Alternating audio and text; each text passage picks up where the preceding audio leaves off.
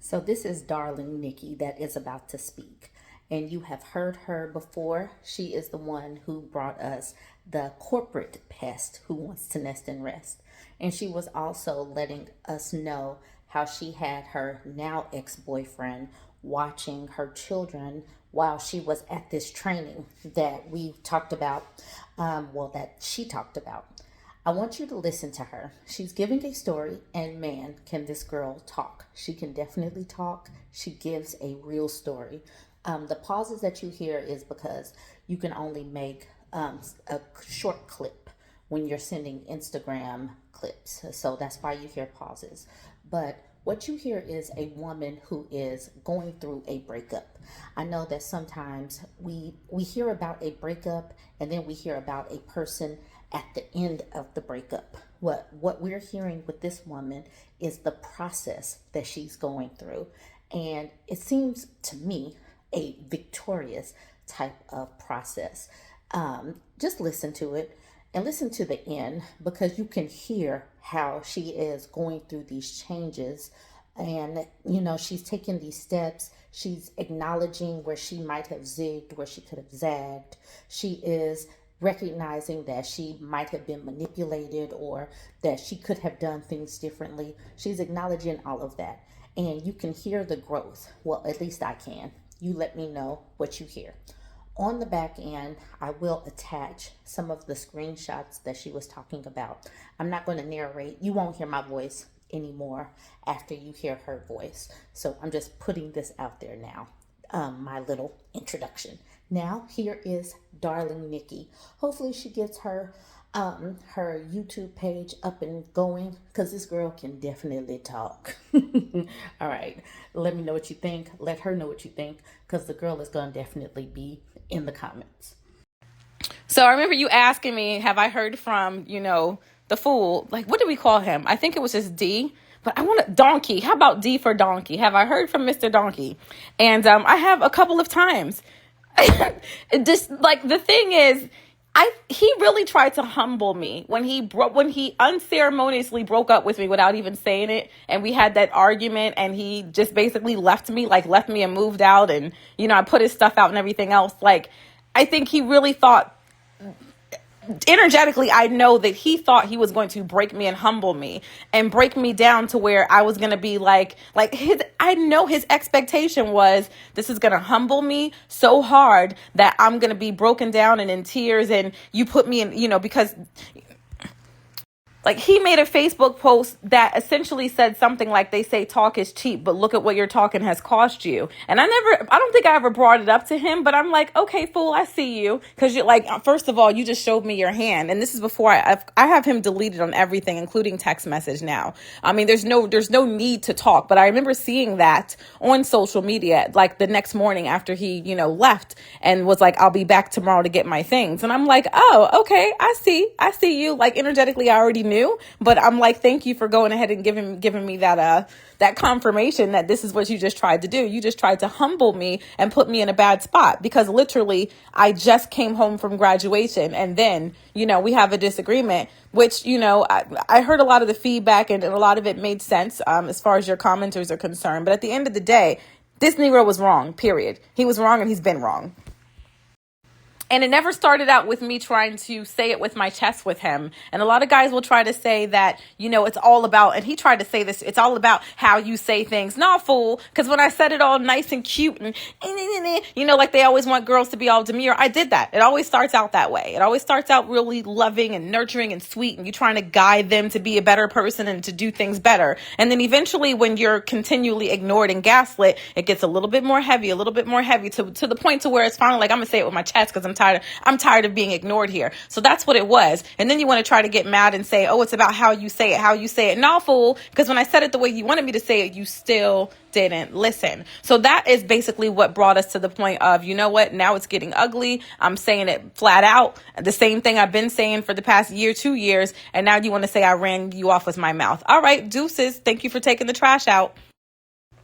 So let me get back to the point. He thought that he humbled me because here I am just graduating, getting ready to move on with everything and going into the new year. And it's like, oh, okay, you think that you're about to just basically pull the rug from me and just throw me back into crisis. Like that really was his goal. So it's like when that happened, he didn't expect everything that was going to come after that. So he sent me, I think I told you, he sent me a message and was like, I'll get your sob fixed. Sure, but I'm not going to get your van fixed because that was regular wear and tear on the maintenance or whatever. Mind you, when I left for training, he had two vehicles that both of his vehicles were completely in-op.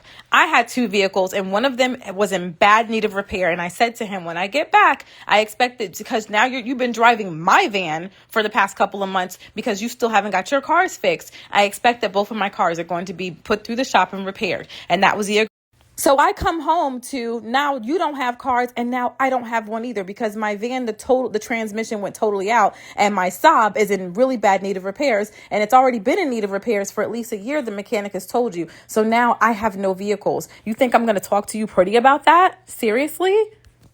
So I'm certain that he thought leaving me like this and now leaving me without, adult childcare for my children. Now I don't have any vehicles. And now how am I going to get to work now? Because who's going to watch my kids? Like that was the goal. Let me humble her real quick. And I think I told you he tried to show up and talk all friendly the next day. And I'm like, the fuck you're not. You can get the hell up out my house and you can also leave my key. Why are you coming back here? I put all your stuff out the night before. You have no reason to be here. And so that's when he sent a message talking about, by that time he'd agreed to fix my Saab, but not the van. So I never said anything else about it. I just said, let me know when the Saab is fixed and I'll go get it myself.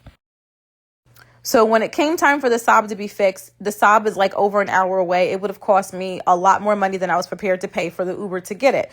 So he agreed to come and get me and take me to pick up my Saab. And then, I drive home and then we're done with each other. Nothing else to talk about. I never even mentioned the van because I'm like, there's no point in arguing. He said he's not going to fix it. I'll just have to figure out another way. Maybe I'll sue him later if it's worth it. And I talked to my attorney. It wasn't worth it. It was just best for me to just cut my losses, be happy that I was able to level up my career, move on. God will make a way for the rest. Whatever childcare I need, it'll work out. My oldest is in college. I've got her, some other adult, young adult friends, and they have stepped in and helped me, and that's been amazing. So, once I got my Saab back, I deleted him from literally everything except for text. I don't know why I didn't delete him from text at that moment. I guess that's right, because he still had mail coming here. And I told him he needed to do a change of address. So I did see confirmation that he did that, but he still had some things coming. So, I didn't utilize anything. I'm thinking, let me just go on about my life. So I was able to get a car loan, not the best one, but, this is still a big thing for me because my credit, at least I was able to raise it enough to where a couple of dealerships and banks would actually finally touch me. So I got a car loan. I got a 2017 SUV and the little luxury package and stuff. And it's so beautiful. And that's a blessing I was able to do that because a couple years ago, this would have been a true crisis for me. So the fact that I was able to even go into a dealership and say, hey, all I have is my van for a trade-in. I know it's not much. They asked me to put down another $1,500. And that hurt. That really hurt to do that. However, I've been doing the work over these past couple of years, work that I've been asking him to do as well. So that goes to show that I've been on my journey, and when I tell you I've been kicking behind when it comes to my level up journey, because I was able to at least do that. So when he came to get my Saab, he saw the SUV, but he didn't mention it. But I saw him looking.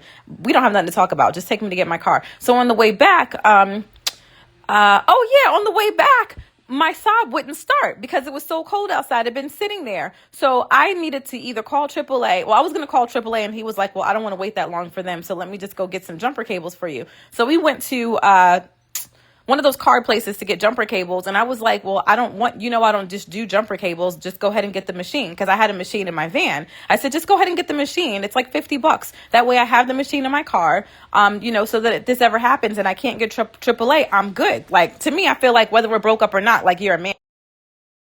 To me, I'm kind of like, whether we're broke up or not, you're a man. Why would you not want to make sure I'm good, on the way out the door? Like, that's just being decent. But again, this is a minimum effort Negro. So of course, what did he do? Just get the jumper cables, and not just the jumper cables, the cheapest one possible. Another reason why I was just sick of him and disgusted with him, because this is how he approaches everything. So he got the little cheap behind jumper cables, jumped my car, we let it sit, and then I drove home. That's that. while I was driving home. Now, we were in the car the whole time, and this is a long drive to go get my car. We're not really having any conversation. I don't have nothing to say to him. So when I tell you it was mad, like, it was probably uncomfortable for him. For me, I was cool. I was chilling. I'm enjoying the beautiful look of the snows, the trees, nature, whatever. I'm at peace. He's like mad uncomfortable, and he keeps trying to like do small talk with me. Like, I don't do small talk, and you know this. So why, like, for what? So it's like a very little conversation because I don't do small talk. So he said a couple little things about this and that and some gig he just did. And he mentioned about how weird it is now that we're not together. So like certain things that he would probably tell me about, like, we're not. And I was like, yeah, that's true. I've experienced a little bit of that. But it's a bunch of small talk. I'm saying this to say this. As I left in my car to drive home, now all of a sudden you want to start sending me messages and trying to have actual real substance conversations. Now, I didn't ask for none of this. Now, all of a sudden, we're not in the car together. You're sending me all these messages talking about, did you think I really wanted to be homeless right now? And it's kind of like a parent chastising a child after they spanked him. That was the vibe I got out of what he was saying to me. He was like, the Bible says it's better to be on the rooftop than with a contentious woman. And he was like, you think I really wanted to move out, but you can run somebody off with your mouth. And that's what happened again. Your mouth literally ran me out of your house, and it just ran me to go. I'd rather be homeless right now because I just couldn't take it anymore. There's no peace with you. Everything with you was always the kids, the kids, the kids. He was like, I want to take a trip. I wanted to go to Tahiti, but you don't ever want to do that. All you care about is all the bills got to be paid first, and the house has to be clean, and we got to do this for the kids, and you want everything to be the best, and you want this and this and that first. And so basically he's complaining that I want to be a responsible human being and I want to actually be a good parent first. Like, mind you, I love traveling. I love to travel, but what's the point in going to Tahiti when we really can't afford to do it? And we're stealing from our kids and the food and the bills and everything else. And we got 4 cars that are in op, but you just want to go to Tahiti. So basically you're mad because you want to be a little child and I don't. So he's just sending me all these messages, basically telling me why he left me. And to me, I'm just sitting here like, thank you, God. Because this is the most he's ever actually expressed himself is on the way out the door. And him basically telling me what I've known for the past couple of years. This fool doesn't like me. He stopped liking me a long time ago. And he's angry with me because I kept asking him to actually be a decent human being and a decent parent. And this is what it all boils down to. But at least now I don't even think he realizes that that's what he's saying. But you know what? Good for you, Sparky. Good for you for finally outwardly emoting and finally finding the testicular fortitude to actually verbalize all the things that were sitting inside your mind, heart, and spirit for the past couple of years. Good for you. So, that was that. And I'm listening to everything and I'm listening to him go. And he was saying, if I know that you probably have a lot that you want to talk about and process, because this was our usual dance. We would have an argument or a fight. We would break up. And then I would just go on and on and on and on and on and say all this stuff, thinking and hoping and praying that he would actually really listen and internalize it and want to, be better this time. And all it was me getting worked up emotionally so that he could, withhold affection for a day or two, maybe a week or two, come back because I need him to help me with something, or I need him to fix something, or I need help with the kids, and then come back looking good, smelling good. And then we do this song and dance all over again. And he says, I love you and blah, blah, blah. And then we get back together because our family needs us to be together. First of all, we've never had a family. I was trying to force a family. He was just there. So he's expecting that this is going to happen again. So, I'm listening and I'm just like, thank you, God. Because really, he just did something that I probably wouldn't have had the strength to do for another year or two until I felt like I could afford to do this. So thank you. Thank you. Because this is really, really helping me to be even more repulsed with him and to never, ever take him back. Just not. So when he's done and he's saying, he's done sending me messages and I'm basically listening to everything, I was just like, no, I've got nothing else to say. Thank you for doing the very minimum repair on my car. And God bless you. So the mechanic is saying to me, hey girl, your car is really not thoroughly fixed. It's drivable, but I would really just take it easy. I had to ignore a call. So he's basically saying there's a major oil leak and there's other major issues with your Saab. And until everything is fixed, you're going to keep having this problem over and over. And he said that he's been telling Donkey this for at least the past year. Now, mind you, He's got money because he insisted we go to Jamaica for my birthday, but it wasn't for my birthday, mind you. It was because all the other elite musicians were going there for a wedding, so he had to be in the number, although we couldn't afford to do it. But he paid for all of that. The flight, everything, because I was actually leaving one airline to go to another. So I didn't have my flight privileges at that time either. He paid for all of that. So you got the money to fix my vehicles. You have the money to be a responsible parent and adult to make sure our kids have school supplies on time, but you don't care. It's all about what you care about, which is, just basically being a kid, just very irresponsible. It's all about your pleasure first. Typical Kang baby stuff. So, my sob is going to sit here and just kind of chill. So we get back and he makes some comment about my SUV. And he was like, is that yours? I was like, yeah, it's mine. He was like, oh, you bought that? The look on his face. I wish I could bottle it up and drink it and sip it like champagne because it was beautiful. I didn't even react. I didn't show any pleasure. I nothinged him in that moment. And I said, yeah. He was like, you got that? I said, yeah, I got that. I said, yeah, I went and bought that SUV because you ruined my van, and I was able to get it because I've been doing the work for myself for the past year to 2 to almost 5 years that I've been asking you to get for me as well, which is why I have that. You could have already had, mind you, he still don't have no vehicles. He had a rental, which his mama or sister or cousin probably helped him pay for, but whatever. I don't care. Not my problem. But he's got a rental right now and both of his vehicles still in op.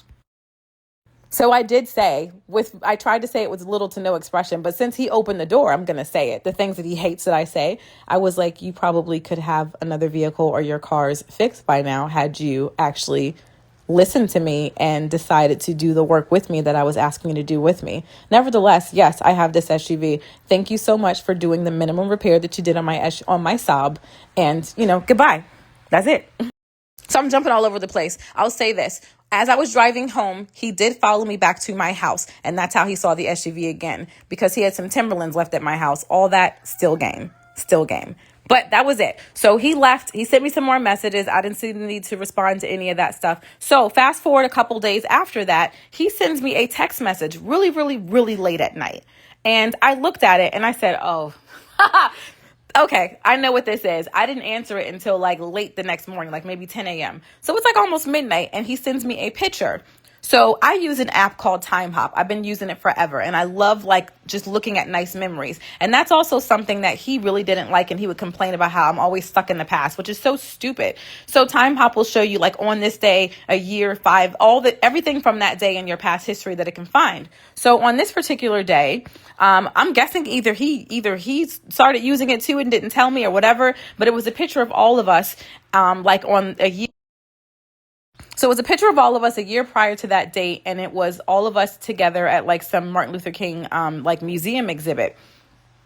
So he sends me the picture and he was like, I know that whenever I would you would send me these pictures, I wouldn't respond. And I had sent him something even like previously, like kind of in the recent past, and I didn't respond. But, this is something that just came up in our history. And this was a really nice moment. And then he went on to say in the text message something along the lines of, I know that you seem to think that I never really wanted you and all of you guys as my family, but it's really not true.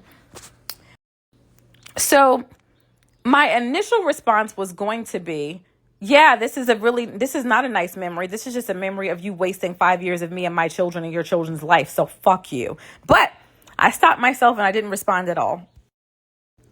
So I'm like, let me sit and think about this. Am I just going to not respond to this, or am I going to respond to this, but from a place of power so he understands that I am not playing with you this time? I am done.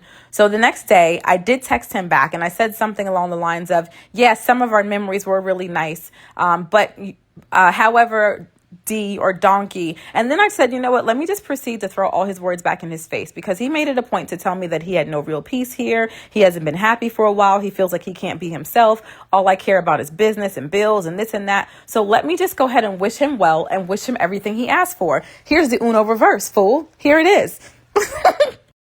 So I said to him, yes, some of those memories were really nice. I said, but it's over now. So there's that. And I said, you know what, D or donkey? I said, I really wish you a lot of peace going forward. I really wish you relationships with women where you feel like you can really be yourself. You could be very comfortable. I wish you all the fun and all the traveling that you want out of this life and in your any relationships. I really hope that you're in a situation that doesn't take life too serious, and you just have everything that you want. I wish you the absolute best of everything that you really want going forward in all of your relationships. And then I ended it by saying, this is goodbye, with his name.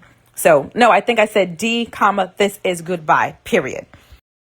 And I meant that shit. And it felt great. And then after that moment, I went ahead and blocked him via text message as well. Because it's like, you know what? Let me not leave any door open at all. There's no reason for it. None. Like, he's already done the change of address that I asked him to do. Like, I have my car back. We are done. Like, we're done. There's nothing to be salvaged here. Because for the past couple of years, I kept asking him to, do therapy, work with me, blah, blah, like all that. I've asked for all that and he continually ignored it. So don't try to breadcrumb me now and F you, completely F you. Because all you want is access. That's all you want. Your ass is homeless. You don't have no vehicles. You thought you were going to humble me. Like you refuse to continue in an upward, direction with me. No. And as a matter of fact, can you please go to hell?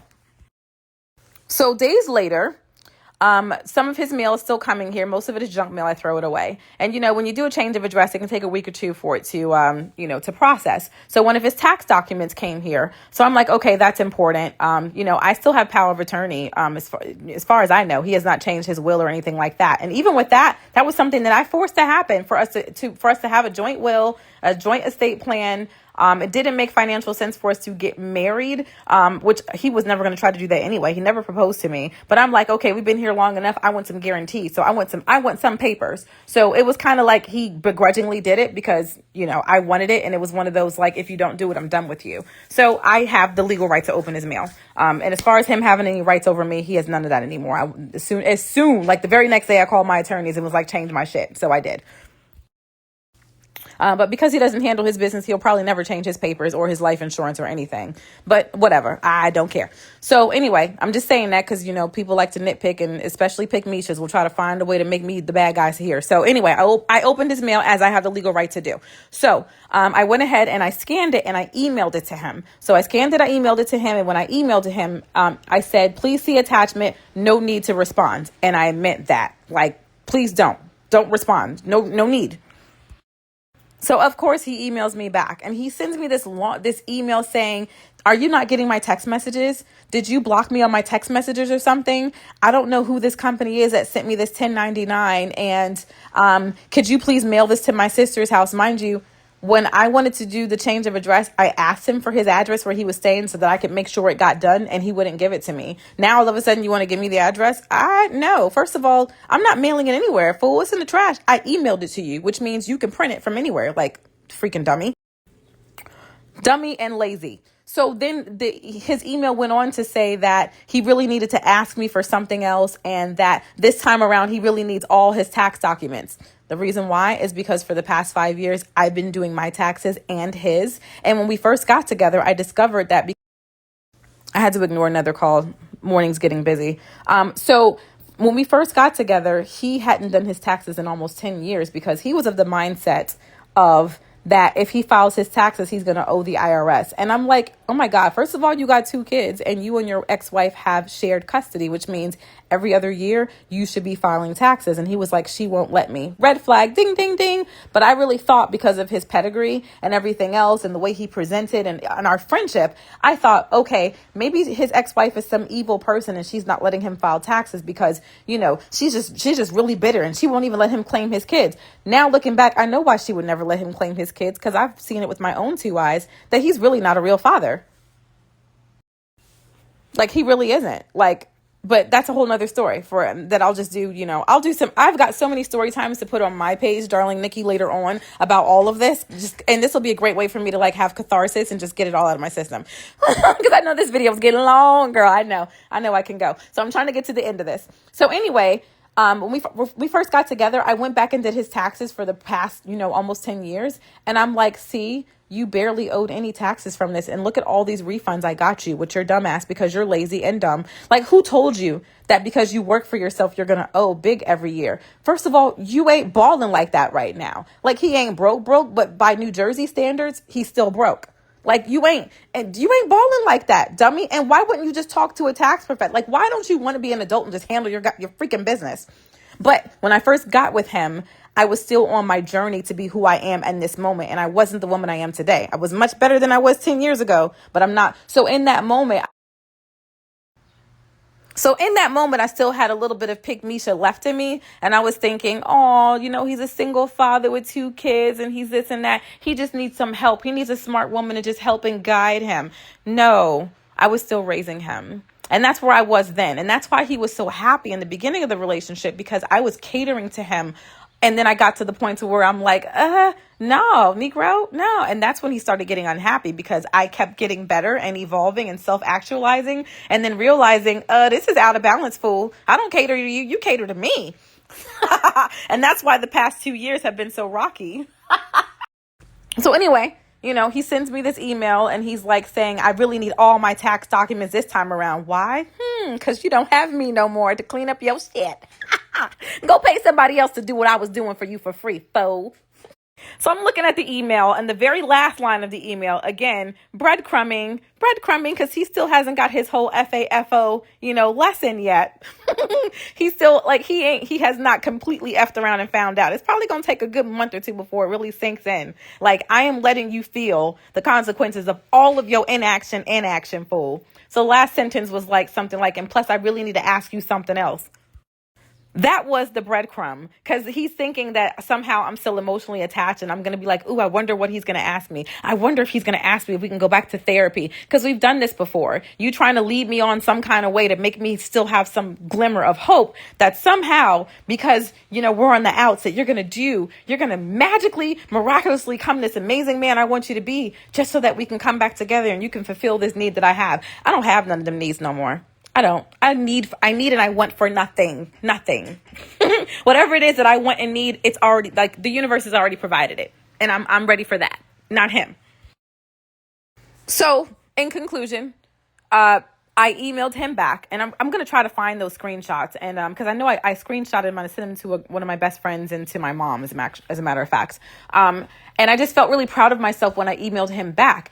And I emailed him back, and I did what he used to do to me all the time. I didn't even dignify or respect most of that with the response. I responded to only one thing. And this is what he used to do to me a lot. When I would ask for things or I would say things, he would not answer. He just would refuse to answer a lot of things. So when I emailed back, I said, I wish I could quote it, but I basically said, it was one sentence. No, 2 sentences. The first sentence was, if I get any more tax documents or anything that is of importance, I will email and scan that to you. I will scan and email that to you as well, period. Good luck, period. The last sentence was, good luck. That's it. And I sent him that email. I don't know if you can block emails. I'm going to look and see. But I may wait another week or two, because I'm pretty certain he's going to get a lot more tax documents that will probably come here. And I'm fine with scanning and emailing them and doing what I said with the first one. Here's this. No need to respond. And emailing them, because I don't need to mail it to you. I don't need to know the address to where you're at. You don't need to come to my house and get it, because he would ask to come get it, I'm sure. Like, I don't feel any more bitterness. I've had time to cry and to go through all the stages of grief. And most of my grief was about me grieving what we could have been and what I wanted us to be, not what we actually were.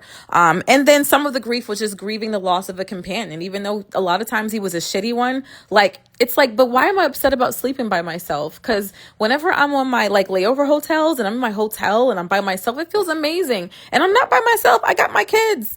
And if for some crazy reason I decide I really want to lay next to somebody, I could, but it needs to be at a hotel, somebody who put me in a luxurious hotel and he didn't pay the bill or two. And he's actually my presence is his present, and he's actually investing in me and my kid's life. Otherwise, I'm good. I'm good. I really I'll be fine. I don't need breath and britches. What the hell is that doing for me? I got a lot of bills. So I felt really good in saying good luck and meaning it. And I feel all in all, this last relationship before him, my bar was set in hell. So looking at this relationship, it still showed my level up journey is real. And before him, the bar was set in hell because I was with monsters and I was coming out a lot of monstrous relationships, which is probably why I was so excited about him. And he really ain't shit and wasn't, but he wasn't a monster. I knew me and my kids were safe, and I was just so ecstatic about that. I was just so excited about that. But this shows that, yes, I've come a long way. I got a long way to go. It also kind of makes me feel like I'm done with men, to be honest. I'm just done, like at least for a very long time. But it also shows my growth and my journey. And even from the beginning to the end of this relationship, I feel overall really proud. And you know what? I came out of this still on top because I came out of this with my sob that he got, even though that was a grief gift, with, leveling up my credit to at least get this SUV that I have, the home that I have, and the condition that I've been able to continually keep it in. And this brand new career that I may not have been able to start and level up so quickly if it weren't for him being at least an adult here to keep the kids while I went through all them training. So I came out on top. I got something out of it. A lot of men, when they leave a relationship, they get to say, well, at least I hit it. That's so freaking stupid. And you know what? At the end of this relationship, at least I get to say I walked away with something. I definitely came out with something. And all the other ones, I didn't walk away with nothing, but a whole bunch of baggage, and a lot of things to fix that I'm still in court fixing with this last marriage and stuff. So you know what? It is what it is. Onward and upward is my portion, and that's that.